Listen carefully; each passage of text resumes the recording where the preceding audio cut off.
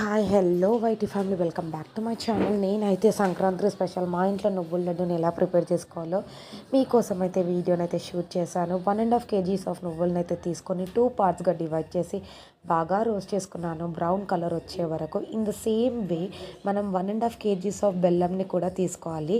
Sweet అనేది mix అయ్యి బాగా ఉంటుంది. ఇన్ ద సేమ్ రేషియోలో తీసుకుంటే బెల్లాన్ని అయితే బాగా కరగొట్టాలి. ఈ విధంగానైతే బెల్లం ఏ గడ్డలు లేకుండానైతే మంచిగా లిక్విడ్ పొజిషన్లోనైతే మనకు రావాలి. దాని తర్వాత మనం ఒక కడాయిలోకి దాన్ని వడగట్టి షిఫ్ట్ చేసుకోవాలి. బెల్లంలో ఏ చెత్త రాకుండా మనకు ఉంటుంది. బెల్లం మనకి ఎలా రావాలంటే వాటర్లో వేస్తే ఒక బాల్ లాగా రావాలి. అదంతా అదైనాక మనకి కడాయిలోకి అయితే నువ్వుల్ని షిఫ్ట్ చేసుకొని బాగా మిక్స్ చేసుకోవాలి. బాగా మిక్స్ చేసుకోవాలి.